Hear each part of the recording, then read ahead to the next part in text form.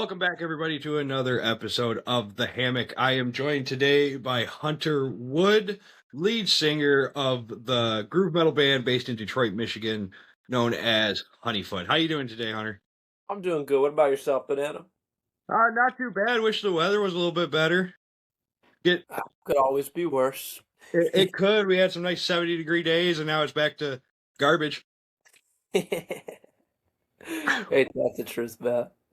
So I got to see Honeyfoot play for the first time, finally. I've been watching videos and everything of you guys, but I finally got to see it, and I have to say, man, it was completely different from a lot of stuff that's going on out there right now. It was clean, it was energetic. You guys brought a different energy to the stage, and it was just a different sound. It was different than what is out there right now. Oh, dude, that means the world. Thank you, man. We appreciate that big time. Like, what made you guys want to go with like the thrashy groove sound? Honestly, it wasn't like an intentional thing. We were originally, funny enough, a southern rock band. It was just me and Austin. We had another guy playing bass and another drummer. And we weren't happy with the project. We had recorded 2 songs at the time, and which those will never see the light of day, thank God. But so bass player kind of departed, drummer moved off to college, and we were like, man, we want to like try to keep this thing alive. And so we went to the Warren Music Factory, found a room there that we could rent for really cheap just for the day, to test out some new drummers, and Connor walked through the door, and as soon as he started on the kit, we were like, okay, we know he's the one. And he was like, I kind of feel like this should be more metal. And, me being a huge metalhead, I was like, that's perfect. He was like, can you do metal vocals? And I was like, yeah.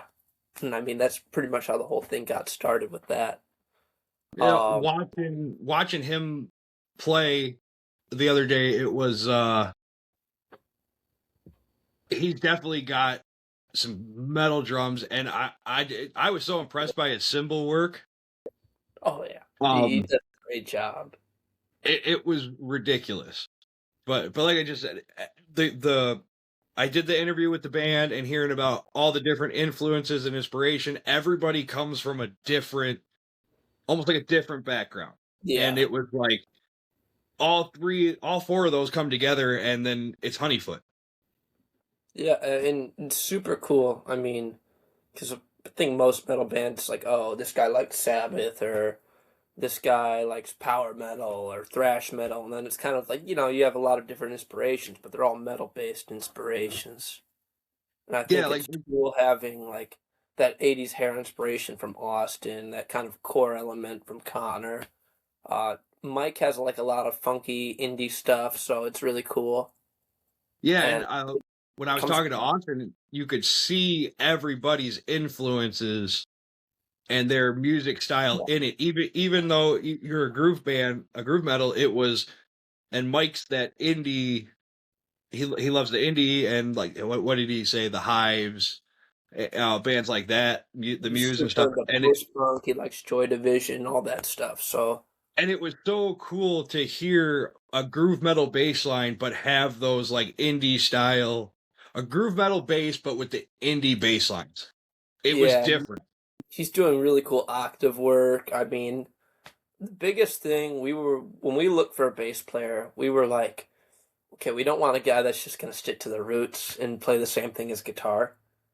At times, obviously that'll happen, but we want something different. Something that brings a little more roundness to the table. And he definitely did, especially, I can't remember the name of the song, but the song that he starts, where it's just his bass groove in the beginning. Dragging on the Purse, that's the new one. Yeah, that was, you could really hear the indie bass line, but with his sound, but it was like, whoa, he's bringing something different into the picture. And like you said, with your guitar player, Austin, he's really heavy into the 80s 80s style hair metal, and you can Mike's bass Austin's guitar pairs so well together with the sound They're just and the style. It was insane. I mean, they're like this. I Yeah. really just think we practice a lot, and when we practice hard. I mean, once a week, sometimes twice a week. Me and Austin get together almost every week, go to the practice space, sometimes multiple nights a week, Hmm. just to hash things out, figure out what we want to do with the song, and it works. I mean, proof is in the pudding, you know? Oh yeah, and that's for sure. When you do that, what's with you? Are you the main lyricist for the band? Yeah. Yeah. So what's your writing process when it comes to like doing that? Like tighten it up, or is it just like you're taking a shower and you think of a line, you belt it out, like It's that can go kind of a quick. little bit of both, funny enough. Sometimes, yeah, it is the shower thing, or you're driving along the road and you're just like, say something in your head and you're like, oh, that's a really good line. Other times, like I'm talking to somebody and they say something, I'm like, hold on, say that again, you know? Yeah. Um, Others, it's just you sit down, nothing to do, you know, it's like late at night and you just kind of just flows, if that makes sense. You No, just kind of and start I get that plotting. because like in my head, the person that I think of when it comes to like writing was Prince. Yeah. When he had his house built, he had microphones installed all over the house, and he would just walk. Like he had like I think they found after he passed, they found like 6 in his kitchen.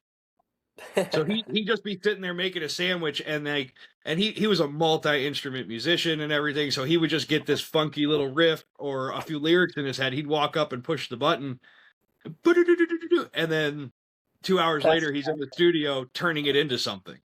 I had no idea about that. I Oh mean, yeah. another reason to really like Prince. Oh, he's the king of pop to me. Michael, no, Prince is the king. As talented as Michael is, I think definitely limited in the amount of versatility he has.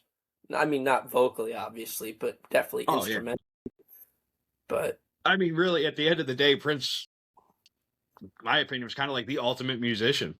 yeah, I could agree with that. I'm not a huge And guy, but I have a you know, couple of I records. I don't Great. seek him out, but when he comes on, I won't turn it off. Yeah, I mean, You know. and that's a testament to him because he could take anybody, even if you don't like Prince or whatever. A song comes Yeah. on, you know, it's fucking. I mean, it's Prince. Yeah. Or you're like a person that doesn't like ballads in rock, let alone like them in R&B, but Purple Rain comes on and you're cranking that shit all the way up to 10 Yeah, I mean, it's every fucking time. You know. Purple Rain. Yeah.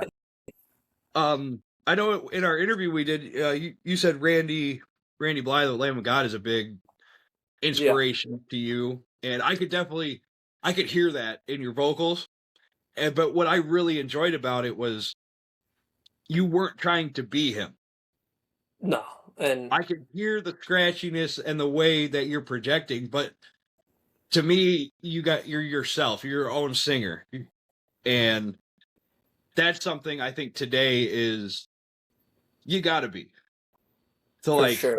to get out there because it doesn't matter if it's whatever subgenre of metal you want to pick, any music, any genre of music, pick any one. Everybody's just trying to sound like who's hot right now, and it's like, well, did I just, you got Spotify on shuffle, and it's like, did I just hear the same song 4 times, or did I hit repeat, or what? It's like billions of Metallica clones. Yeah. Yeah. So you got Randy Blythe. What other inspirations, like what other bands or artists or anything really that inspires you, influences you in that way? Definitely Black Flag. I love Black Flag. My War is probably one of the greatest punk crossover albums ever. Mhm. I mean, Henry Rollins is a beast in what he does, and it's a weird thing too because he's obviously still very much in the punk vein, but he almost has his Yeah. own type of sound that a lot Oh, of the punk guys definitely. don't have, and I kind of like to mix that in a little bit. Even some of the hardcore elements, like kind of like how Crowbar has like the hardcore type vocals, but it's still like a sludge groove. Yeah. Works great. I mean, I take it from everywhere I can. Anytime I hear something that's like, oh, I really like that. You know, I mean, I started off just messing around with like Obituary and stuff like that. Like, I was like, I almost said it as a joke, like, ruh, ruh, ruh, ruh. Yeah. It's like, oh, hold up. I actually did that. I think everybody that does music has done that. Like, I've heard so many guitar players sitting there and like, they're just doing a warm up or they're doing something else and they're like, dude, this sounds really good. And then like all of a sudden you're like, I think that's a Black Keys song. And then they're like, shit. Then they rewrite it over and then it does become something like, I watched the Garza podcast, the episode with Zach Wilde, and Garza had asked him, what was the inspiration behind Miracle Man, the first song he ever wrote with Oz? And he was like, oh, it's just Foxy Brown with a different picking signature. Yeah. And then he played it, and then Garza was like, oh shit, it is. You know, everything comes from somewhere, and it's just how it is. Music's been around for too long for it not to come from somewhere. I mean, you're always going to have repeating patterns no matter what. There's only so many notes. There's 12 notes. There's only so many chord progressions you could modify. Yeah, if you go and listen to like some... There's I can't remember but I've listened to bands like certain black metal bands that are kind of like a medieval themed black metal. Yeah. And like the dark magic kind of metal, and you listen to their playing and it's like they're playing those like weird diddlies that you would hear like in a Robin Hood, like or Luke guys and stuff are doing. Yeah, exactly. Yeah, thank you. Like whoa, that riff's 700 years old or some shit like that, you know. And I'm sure some old squire dude wearing knight armor plucked it on his lute and was like, oh, this is a cool riff for the tavern. Yeah, and now it's progressed the test of time and it's in black metal. Yeah, now it's some dude wearing corpse paint with a flail. Yeah, exactly. But so when it comes to like what you want your band to be or sound like, are you using the same like influences? Because watching Honeyfoot, there was no like no real true influence. It was just like almost pure raw power on the stage. Yeah. As much as I would like to say, yeah, we have a lot of influence and stuff, we just kind of, with all the amount of influences we have, it just comes together and it's kind of its own thing.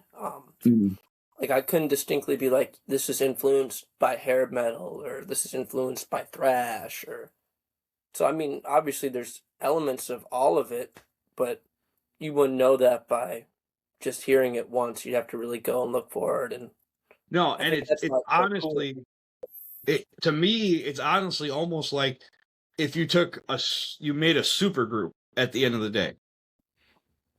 Because there's so many metal super groups out there, like Hell Yeah, Down, just for example, it's like each person in the band brought the band that they played in that made them famous, and then boom, here you go, this is what it is.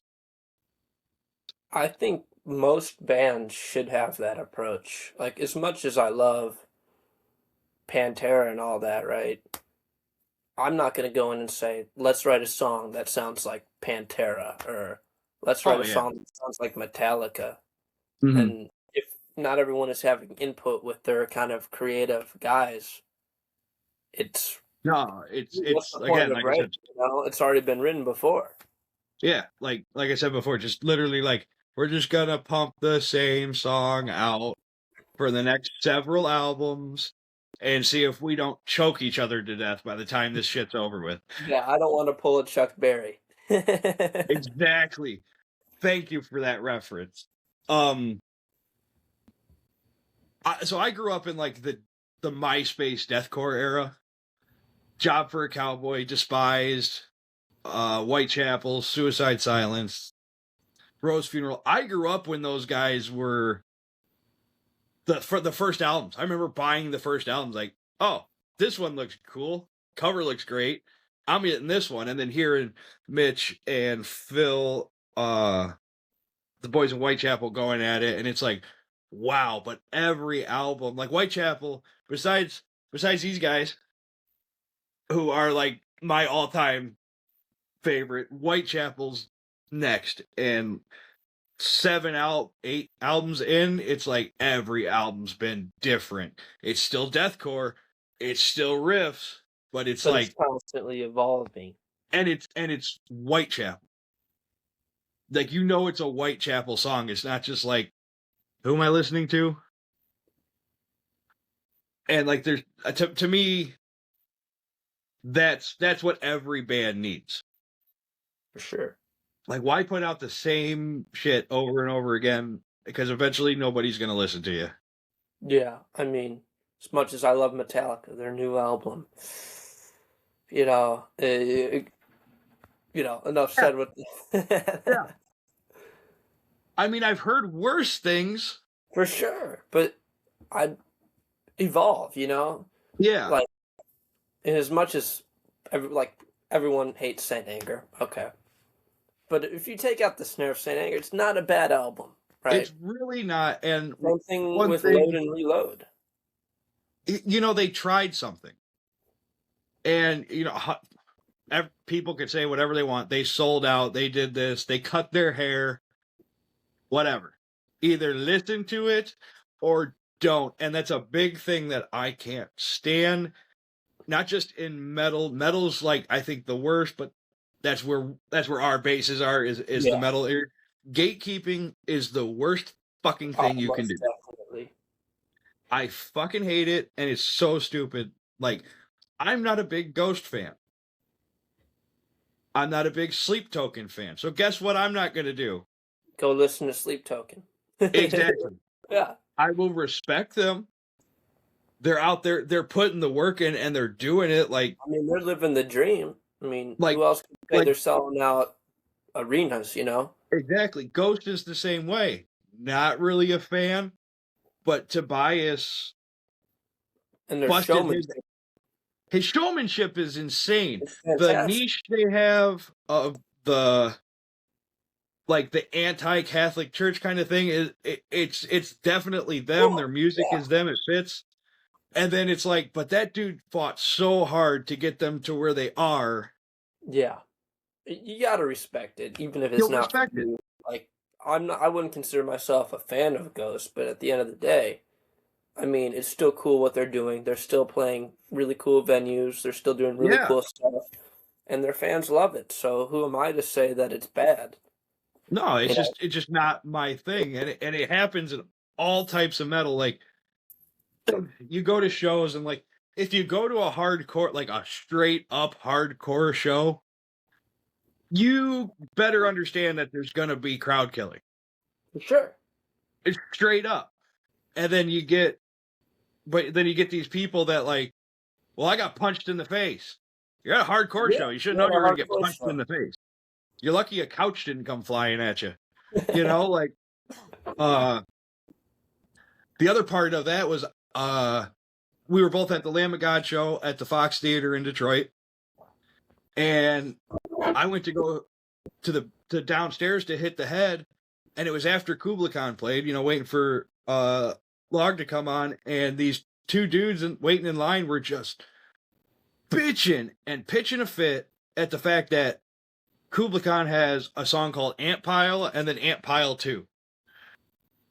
Like, just going on, like, dude. Cares. Who cares? If you're so pressed about it, go start your own band, and then go name a song, insert song name too. And I took Moofy to his first like big concert, and that was Cannibal, Whitechapel, Revocation, and Shadow of Intent. And Whitechapel played. We were in line for the merch table real quick because it wasn't that long, but these two guys behind us just bitched a fit that Whitechapel didn't play this song or didn't play that song. And it was like, dude, they got 7 albums. Like, yeah. I mean, minimum 8 songs per album. Yeah, I looked up the set list just to kind of see what they were doing, just show like not tell Moofy because I wanted him to be surprised because he's a big Whitechapel fan too, but like I wanted to see what he was going to experience, and then they ended up adding 2 songs that weren't even on the set list from like 5 nights before that. And I'm like, can't you just be happy with what they played? Yeah. Like, everybody wants a band to throw out like an old B track from like the second or first album, like that's cool when they do it. But like, why'd you pay to come here if you're just gonna bitch about what they did? I mean, people are gonna. I think too. People are gonna bitch no matter what. Oh, that's 100%. You're never gonna make everybody happy, and at the end of the day, no. And it's 10 times worse with social media and the internet the way it is nowadays. Yeah. And I mean, if you're selling out like St. Andrews Hall, right? That's 1,000 people plus. You're not gonna make everyone fucking happy. It's 1,000 fucking people. No, and like, one of my bucket list bands is Amon Amarth. And the last time they were here, last time they came to Detroit, they were playing with Ghost, and I'm like, I don't want to pay Ghost prices to see one band. And it's like I said, nothing against Ghost. I think Slaughter to Prevail was on the lineup. Cool. I mean, not really my thing, but Alex has his thing. It's cool. Yeah, but it was the whole bare knuckle fight thing with Crowbar and all that, which is awesome. I'll probably get a tune in to watch that, but I might. I don't know. Yeah, I mean, that's a hell of a lineup. It is. Like, could you imagine going to a Black Label and Crowbar show together? Yeah, it'd be sick. And then you get to watch dudes punch each other in the face in between sets. Well, exactly. It's the best. Exactly. Like you're like that. That's heavy metal at its definition. Most definitely, and I'm super hyped for that. I'm gonna live stream that, and so if it wasn't in Florida, I would probably go. But I think Florida is the only way you can get away with that shit. That checks out. I will still be watching though. I love Crowbar. Kurt's really they're why I'm fat. So you should just speed them up. You'll get skinny again. I should. So when I saw you guys playing, like I said, it was very raw, a lot of energy, and I noticed, well, fuck, don't you have shoes on? I don't know. I've never even people have asked me that before, and I really don't know. I think we were just in the practice room one day, and I forgot to wear socks, and so when I took my shoes off, I was like, oh, I'm barefoot, and it was just I felt right. Better. It also comes I did karate as a kid and do kickboxing and stuff, so that barefoot, I feel really comfortable doing that. Because I know Des Ferreira of Coal Chamber and Devil Driver, he doesn't wear shoes either. Good for him. I mean, the only time I've only ever seen him play live once, and he did wear shoes, but it was also like a 45-degree day, and they played at DTE. Ooh. So it got down into the 50s in the summer. It poured rain. It stormed all day. It was one of those kind of like a day that today that we're recording this. It was just like that. Yeah, like, okay, dude, don't lose a pinky toe to frostbite just to play a show. But I've seen interviews and stuff, and he always said it was like I don't know. He is kind of a hippie, so it's kind of like barefoot, let's go and talk about our feelings type thing. He's feeling grounded, almost like he's a performer. No shoes makes him one with the stage. Shit, that was my answer too. Fuck, I'm not a hippie, am I, Banana? If you want to be a hippie, man, be a hippie. No, nobody cares. But it really, it just comes from the martial arts stuff. I mean, as much as I hate to say it, that dude's right. You feel really grounded. It feels great. It's a way to where I get in the zone, so almost like a pre-show ritual. I know if I take my shoes off, it's about to get to that time, I get in that mindset. Yeah. Getting locked in, getting Yes. I mean, getting like about going. 5 minutes before the show, I'm sure you noticed I kind of disappeared. Yeah. Talked to the sound guy real quick, make sure everything was good, plugged in my mic, and then went, and did my thing. I jump rope a little bit before shows, take my shoes off. Get the heart going, get the blood going. Yeah. Do my stretches, all that fun stuff. Yeah. And you know what? I've seen a lot of people don't do that kind of stuff anymore. And they end up like you can read about and see and hear about like horror stories from like guys that tour just so damn much and they end up hurt. They hurt them. It's hard to play a show. Yeah. I've played hundreds of shows. It's hard on your body. Most definitely. No matter if it's a 5-minute set or you're playing 2 songs or you're playing for an hour. And I think too, it's almost like worse if you don't hurt after the show or like you're not tired after the show. That means you didn't give enough. Yeah. Like it's almost a rite of passage.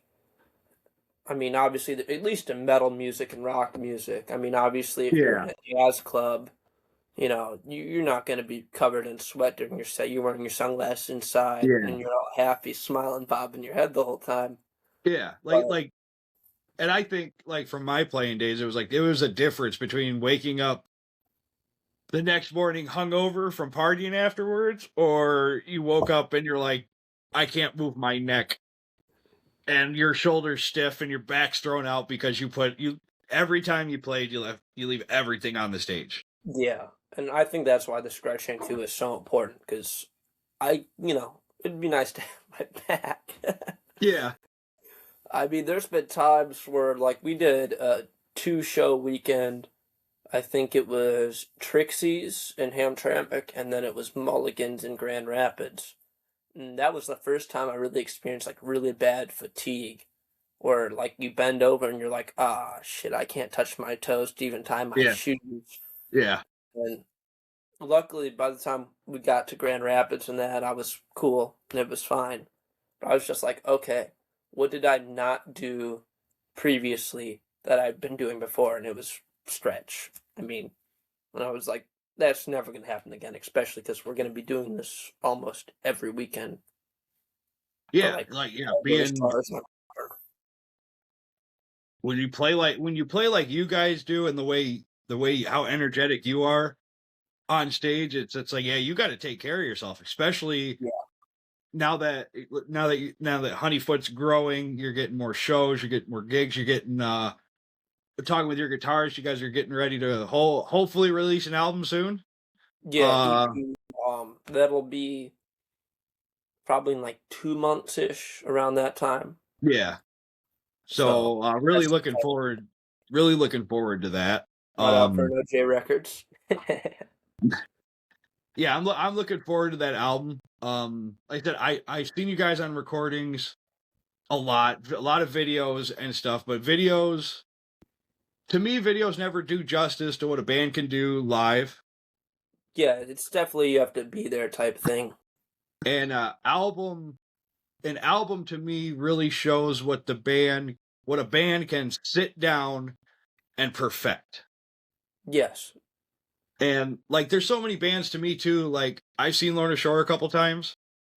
They're a band that they're so talented that I don't have to watch them on stage. Yeah.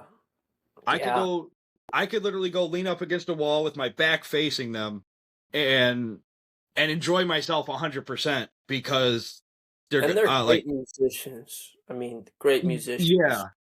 But I think to get to a certain point where it's like, okay, do we want a great live show or do we want a great live sound?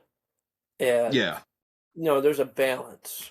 Like, I mean, us personally, we prefer like super raw live shows. We still want everything to be as accurate as it can, but we're not going to just sit still so we can have hit every note right. There's going to be variations, and I think that's what's the best part about playing live. Yeah, and like another one is like Tool. I could literally just like sit in a chair while Tool was playing and and not care. It's just to hear it is one thing. For sure. But and it's not that like they don't do anything on stage and like they're boring Banner's doing stage his thing. He's doing like that duck walk thing he does and all that. Yeah. I mean, And it's like watching you guys, like I can't wait to see you guys in a bigger venue. You know what I mean? Where there's like more room, more stage room to move around and everything. And like, yeah, it would definitely suit the Honeyfoot style, in my opinion. Just that raw aggression. Can I do a shameless plug real quick, Banana? That's fine. You're the one that's got to be shameful for it. We are going to be playing a bigger stage very soon. The Diesel, May 8th. We're going to be playing with Cervetta and Morbid Massacre. Nice. So that'll be pretty cool. That'll be a good show. Yeah, big stage. Big heavy. Yeah, I feel like you guys, especially like the energy that you guys were bringing to the table, it's like if you guys had a big stage, my neck would hurt from watching you run back and forth like the whole time. I got a feeling you'll be everywhere. Oh yeah, I mean Mulligan's is probably the biggest stage we've played. They have I think their stage is a little bit bigger than the Diesel, and they have a riser in the corner. Mm-hmm. I mean, the day after, our bass player, he's like, dude, you move around too much. Like he's getting distracted, like his OCD's acting on the riser, that I'm jumping in the crowd, that I back up on the riser, that I'm over on stage left and stage, Well, no, man, I love it. A lot of that, especially in younger bands like you guys, doesn't happen a lot. Yeah, I think when people come for a show, obviously they come for the music, but at the end of the day, it's called a show. So we want to give them one, We don't want to we're not a band where we just sit there and stare at our guitars and that. I mean, obviously Connor unfortunately has to stay where he is, but that's probably better for everyone else. Oh God, I feel like if he had a mobile kit, it would be hell on earth. Yeah, I would be very nervous. Not mostly for everybody else. He's an animal. Yeah. Mm-hmm. So, but all jokes aside, yeah, I mean, we want to give people a show at the end of the day. Yeah, we're there to be entertained, and music will do that. But there's nothing worse than sitting and watching a band that doesn't move at all. It just makes me want to go outside and smoke.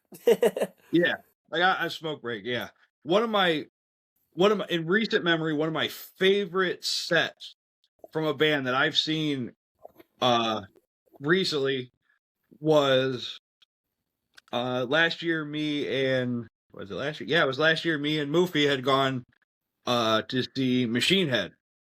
It was Machine Head, In Flames, Lacuna Coil, and crap, I can't remember the other band. They've been around for a long time, but they skipped my mind. Never seen any of those bands live. In Flames was one of those bands, I never picked them out, but I never turned them off either. Yeah. But I've been on Machine Head forever. And Locust is an awesome album. So is the Blackening. When they came on, the crowd goes wild when the headliner comes on anyway, but they fed off of the crowd. The more rowdy the crowd got, the heavier, the faster, the better they played. And by the time they got to play Dividends, it was probably one of besides the album recording itself, was one of the best and cleanest songs I've ever heard. That's awesome. They were just great. That was just such a good show. And the pits were insane. Everything was crazy about the whole thing, but it was just wow. And to me, how you guys are is that's what you need. That's what you want when you go to a show. That's what I want to leave a show. I'm a pit guy. But besides that, I want to leave a show like physically and mentally drained. Yeah. Like I want to be overstimulated and ready to pass out walking back to the car just because it was such a everything was just more than you could ask for. It's a lot to ask for, but it's for sure. I've been to hundreds of shows. It's like I'm going to enjoy myself in a way, but like you got to have that, and you guys have that. So I'm really excited for the future of Honeyfoot and what's to come from you guys. Oh, thank you, man. That means the world. I mean, we're really trying. Hopefully, we'll get out to some more states this year. That's the plan. And hey, hopefully, you gotta go one step at a time. You got your album coming out soon. I think it's gonna be good. I really do. You guys are playing No Mercy Midwest Fest again this year? Yeah, this year. Bigger bands on that too this year, so that's pretty cool. Yeah, we have a couple unannounced shows right now that are going to be pretty big. And in the works, we're going to be opening up for our national band, so that's pretty cool. Oh, that'll be cool. And then we're also going to be playing a show with 10K Teeth, Soul Harvester, and Brugada, so that's going to be a stacked lineup. Oh, nice. That'll be a good one. Cool. It's going to be really cool. No, you guys just keep working and keep pushing, and the things are going to come your guys' way as long as you guys stick with it. You know, like that was, and you know, you guys know Moofy, and he was always hyping, like he kept hyping you guys up, and I'm like, yeah, you know, I'm watching the videos, I'm seeing it, but like, just like when I was younger and seeing other bands, I got to see Job for a Cowboy when they played on a stage no bigger than what you guys played on the other day, where all five of them were just, and you know, yeah. I've got to see Rose Funeral and Salt the Wound, and Health followed with. I got to be in that. I was in that MySpace era, and I got to see those guys in the same position that you're in now. And they bring back then. They brought the same intensity and the same power, the same raw aggression that you guys have. So like I said, just keep going. Like look at Job for a Cowboy. There's not like, you can't like watch a horror movie and hear a banshee scream and not think in the back of your head, dun dun dun dun dun dun dun dun. You know, like every time me and the wife watch a Exorcist movie and you hear that banshee scream in it, I'm like, that's the first thing that comes to my head. You know, and it's you guys. I think you guys will be there one day. Dude, that means the world. That's the plan, at least for right now. No, you guys keep pushing, and I do understand life gets in the way of certain things. Yeah, but fingers crossed that won't happen. I mean, everyone in the band really believes in getting to that next step. So it will happen. It's just a matter of time for us right now. And I can tell in your guys' playing. That's for sure. Moofy saw us, to put this in perspective, he saw us at our second gig ever that we took on like a week's notice. Mm-hmm. This past gig has only been our, I want to say like 12th gig. Really? Not maybe, yeah, either 12th or like 14th, something like that. So you're still you're rookie numbers. You're still pumping out rookie numbers. For sure. And see, I didn't know that. That blows my mind even more that you guys could put that together and still being on like your sophomore year, like your freshman year of high school. You know, you're still right there. Well, it really just comes down to the practice. 100%. Not to be like we work our ass off, but we fucking work our ass off. We're in that room every week, sometimes 6 hours, and just working till we get that like perfect thing. When we run through our sets like 3 times per practice and record it, you know, after the gig that you guys saw, we recorded that whole thing. First thing me and Austin do is we go back and watch the whole thing. How can we get better? What can we do to improve? You're studying film like athletes do. Yes, and I mean, part of that is we just want to be the best we could be. Yeah, and while talking to Austin, I was while watching you guys, I noticed he had dropped his pick a couple times, and I had asked him, I was like, First time he's "What?" ever done that at a show. I know you're busy on stage, but if you ever catch him doing that again, watch his strumming hand. He's got the weirdest technique, Yeah, but he does the little up thing. yeah, like he's flicking the bean like he's Mean Joe Green. Like it was insane, but it worked. It kept the timing. Now, the part of the song was a slower, more rang out guitar part, but it was Yeah, like I think it was he was and like the middle bridge of self-destroyed type thing. yeah, he was Yeah. able to keep it going the entire time until he had a chance to pick it up. I did tell him, I was like, I'm gonna buy you a pick holder though, but like besides the point, that technique Yeah. that he had was phenomenal, and that's like what you're saying, coming down to practice. He has to have practiced that, just the flawlessness that it was. I There's mean, no way he doesn't. we're talking about a dude, every time I call him, he's playing guitar.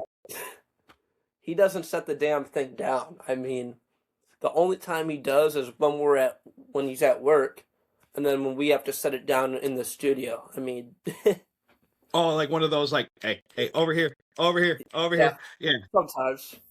But even then, I mean, half the time when we tell him, he just turns the volume down. He's still playing while he's like having the conversation. And So I tell you what, that I self-destroyed can't say song, enough good things about that guy. I mean,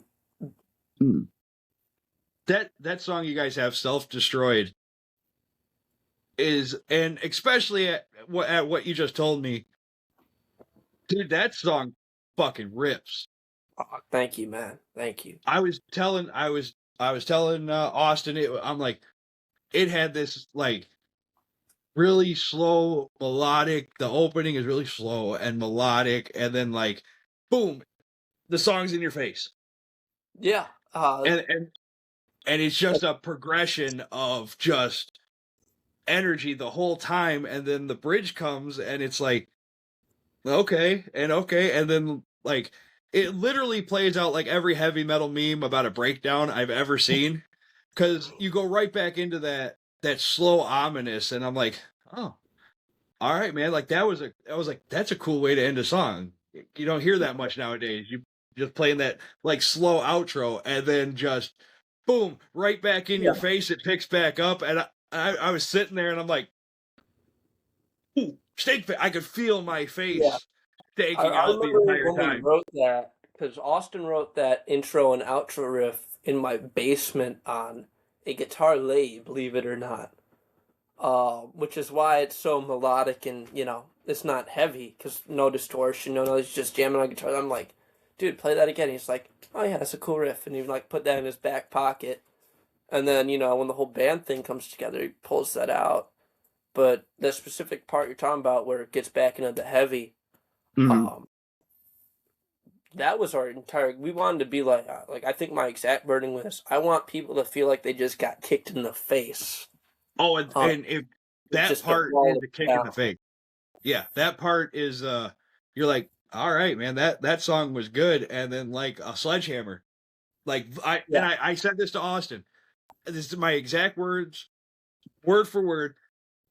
That the ending or the bridge of that song is literally like the album cover of Vulgar Display of Power, where it's just a punch right in the face. Yeah, I mean, that's what we were going for. We really just wanted it to be hard hitting. I think especially a lot of new metal bands, there's not a lot of dynamics. It's either 100% the whole time, or they'll do like one section where they go back to 50, then back to 100. And we were like, well, we want something where it's, flows more. Yeah. And I think we really were able to do that with that song. That's probably one of my favorite songs we've done. At least definitely. If not actually, I would say it is my favorite out of the ones we have recorded. There's a couple of new ones that we're working on that are like, they'll probably top it, but because that was the first song we wrote as a whole band. Mm-hmm. No, yeah, that song was phenomenal. Hey. Really just wanted it to be that aggressive as much as possible. Yeah, And that was the with the first song I way wrote in the band. with the way you guys sound, the sound, the talent, the talent that you guys bring is next to none. I could say that, and like way you guys are put together, all the songs that I heard anyway, they definitely flowed. The show flowed great, from song to song. You know, I've seen so many shows where it's like bands throw a random song in, and it's like almost not fitting the theme. Yeah. I mean, even Like, with covers, we want to make if we pick out a cover, we're like, okay, we're not just gonna try to sound like the original, or yeah, it should oh still yeah, yeah. sound us, but it's their song.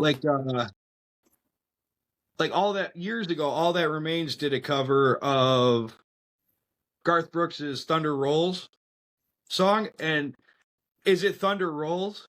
Fuck yeah, it's Thunder Rolls. It's one of the greatest country songs to come out of the 90s. But it's All That Remains. It wasn't there. The only thing about it that was the original Garth Brooks version was that it was the lyrics. They straight up made it their own fucking song. And I feel like a lot of that too. There's so many great examples of that. I mean, Trent Reznor with Johnny Cash, they did "Hurt," Oh and yeah, it's Johnny's song now. I mean, yeah, no one yeah. else could be like, "Oh yeah, You 9 Inch forget, Nails." "Hurt." It's like, no, it's Johnny Cash's song now. yeah, you forget that Trent Reznor and 9 Inch Nails wrote that. Yeah, You know what I mean? Like, and totally different meanings too, just by like the vibe and everything. and the age that he was, the declining health. Like, he couldn't have sang that song back in the 60s or the 70s, No, or even in the 80s and 90s with the Highwaymen. No, he had to have that gravelly older voice with all the life experience that he had. It made the song hit different. So like, I've heard the Trent Reznor and 9 Inch Nails version, and I'm it's like, great. It's great, but but you compared almost to can't go back to listening to it after you listen to Johnny Cash version. yeah, compared to the Johnny Cash version, you're like, this is dog shit. Like, Yeah, like, you know what I and mean? it's Because not. I mean, it's still a no, great sound. it's not. But it's like, I'm gonna turn this off and put Johnny on because I want to cry today. I want to cry, Yeah, so I'm gonna yeah. listen to Johnny. I mean, I've literally like I was teaching a student that song, and they literally start I've had students cry when I put Yeah. that song on to show them, and it's just so impactful. It's hard to go back to the 9 Inch Nails version, especially because again, totally different meaning, totally different vibe. Oh yeah, and there's there's not a lot of covers anymore. Everybody's pumping out their own thing, but like, another one is Disturbed, Sound of Silence. Yeah. It's like you go listen to the Simon and Garfunkel version, and you're like, I don't like it. It makes me feel uncomfortable. It makes me feel uncomfortable. And then you like turn the Disturbed one on, and then you're like, everything's right in the world again. And then you have songs too where it's like they're both great covers, and now I'm on the same playing field. Like Brat, I don't know if you know who Brat is or not. Yeah, They're I a saw pretty- them. they're I a saw cool them at metal band. Necrogothica. Um, Yeah. So they have a cover of Barracuda that they just put out I think like a couple months ago. And Oh yeah. it's Yeah, awesome. I've heard it. It was good. It was great. It's awesome. I mean, Yeah. but Uh, they're just saying, but they're so different from each other while keeping that same vibe. but Guar just released. He Pink did a Pony Chapel Club. Rowan Yeah, song, the Pink yeah. Pony Club, and you're like, I mean, it's Guar. You can't be like, Guar covered a pop song. Well, they've done it like 15 fucking times, so it's not like a big surprise because it's Guar. But then you listen to it, and you're like, great. holy shit, this might be a Guar song now. You know? And honestly, Pink Pony Club is like a guilty pleasure song of mine, so I was super happy when Guar covered it because I could like feel metal again listening to it. I had to go listen to the original because I didn't even know who that girl was before I had heard that they covered her song. So I'm like, I gotta go find it, and I listened to it, and I'm like, okay, but it's definitely a Guar song. Like, to me, it'll be a Guar song. It will always be a Guar song now. For sure. Yeah, there's so many, so nobody does covers anymore. No, and it's cool when it happens and it's done well. Because I mean, then sometimes you get covers Well, like, where it's ugh. Disturbed, the last album they put out, they had said this is our first album ever, even when they were doing EPs and stuff, that didn't have a cover song on it. Like they did, The Sound of Silence, Land of Confusion. That's a Genesis song. Shout 2000 from the Sickness album. That's that's like an Aretha Franklin song, I think. Like people do it, they do it right, and they throw it on the album, but they make it theirs. Yeah. And I think that needs to happen if you're going to cover a song. Either you need to be so faithful to the original, or it needs to be a totally other thing, and there's no in between. Yeah, like just take the lyrics and the timing and make your own song. And then if you do it right, it comes out phenomenal. Like the Johnny Cash and Hurt. Like listening to Trent Reznor sing that slow is like, are you having a stroke, my guy? Like, do I need to call 911? It sounds like he's ODing a little bit. Exactly. But hearing Johnny Cash sing that slow, like you're used to Johnny Cash singing that kind of song. So it's like, that's fucking awesome. So what's besides Honeyfoot, you got any in your teaching, you got any other musical ambitions that you're working on, or you just focusing on Honeyfoot right now? Really focusing on Honeyfoot. I mean, obviously I teach. That's what I do for my day job. Mm-hmm. I mix sound.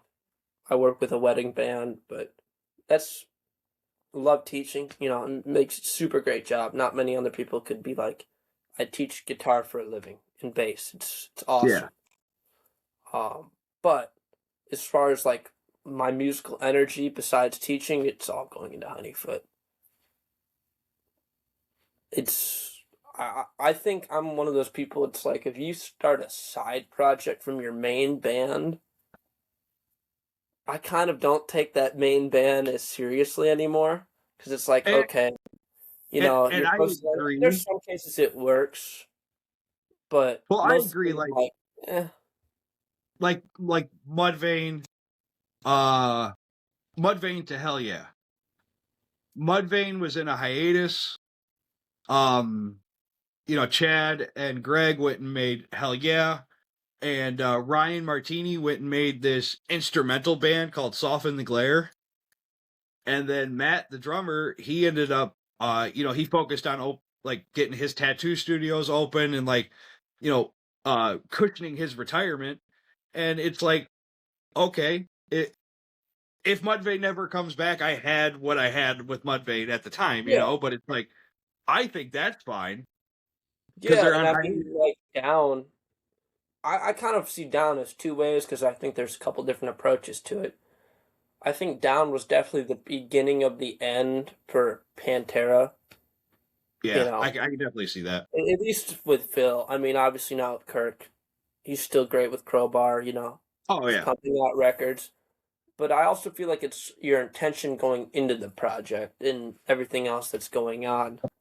Like the guys in Morbid and Fault, they're in the same band, and that's a great example of how successful a side project can be, how great it can be to have two separate things. Because, some stuff you're writing, it doesn't fit your main band sound, so you go start a side project.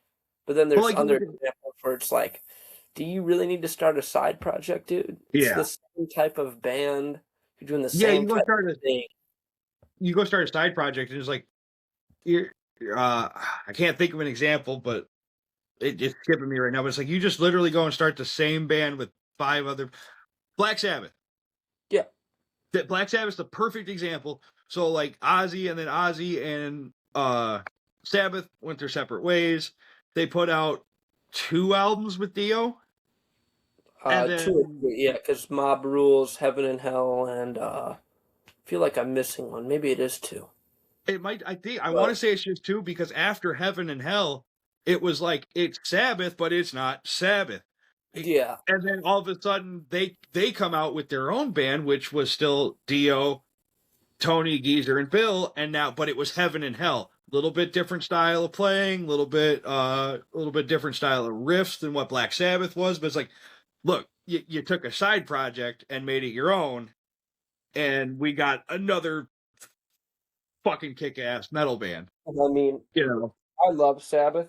I mean, this is like probably my favorite album of Sabbath. Masters of Reality. Yeah. Fuck yeah!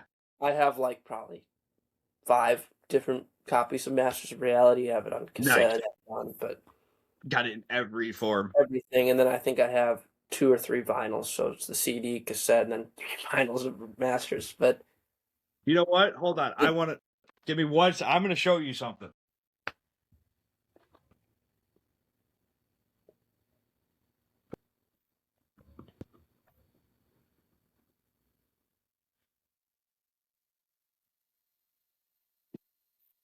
Oh, where the fuck did it go? I have it.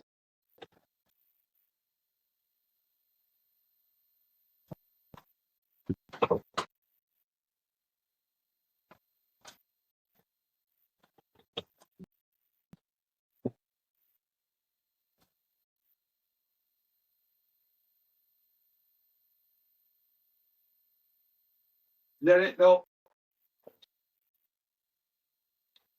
Hold on, I'm looking for something.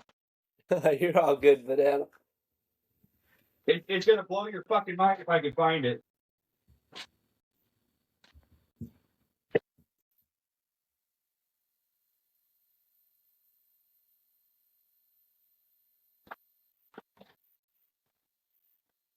There it is.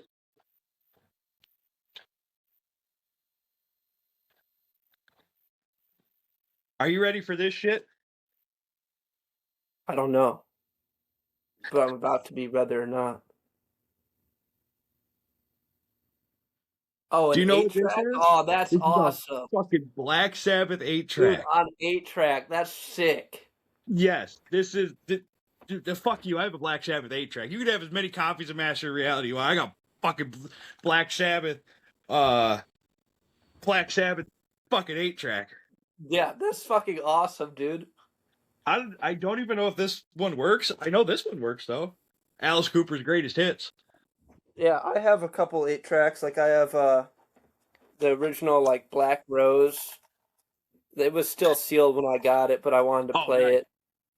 But man, I didn't know you were like, here, you'll dig this. So Ronnie James, Dio's first band, right? Yeah, Elf? Rainbow. No, Elf. Yeah, I forgot Rainbow. I have a signed Elf vinyl from Dio. Oh, you fuckbag.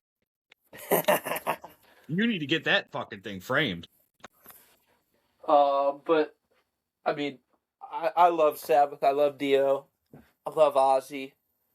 I mean, those are like the guys, Yeah, that's also like what got me into metal. I mean, I used, Guns N' Roses is what kind of started it. Mm-hmm. But originally I was like top 40, like, because I would drive in the car with my mom as a kid. And I would like, my dad would be like, no, you're going to drive in the car with me. I'd be like, but I like mom's music better. And he was like, fuck you, you're going to like my music more. Right, and yeah. He would put on Sabbath and I would be like all mad, like, grr. But, you know how it starts and you kind of get the head nod. Then you're like, yeah, Sabbath is fucking cool.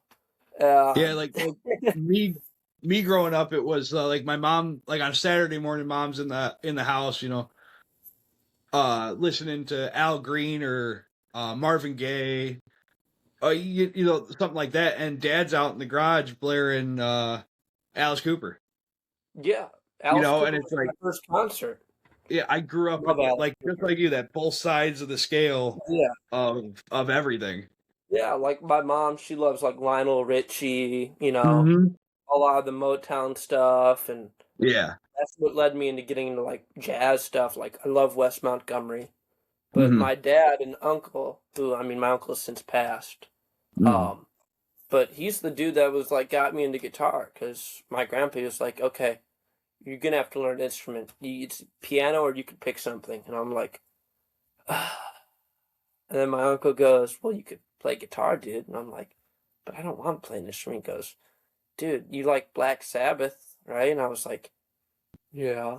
And he goes, well, you could get chicks and you could play Black Sabbath. And I was like, sold. Not wrong. He's not wrong. No, but I mean, and now it's like literally what I do for my job is music. No, that's cool. I wouldn't have been able to do that without, those guys in my life. So it's cool. That's awesome, man. Well, So now to be in a band, well, it's great. Episode's about wrapped at this point. We'll definitely get back together. We'll do another one soon. Afterwards, but man, I'm hoping the best for you guys. I can't wait to see you guys again. I can't wait for the album to drop. I can't wait for Midwest Fest. Somebody's getting kicked in the face that day. Love it. But for sure, man, it was good talking to you. We'll do it again. You too, man. See you on the next episode. Yes, sir.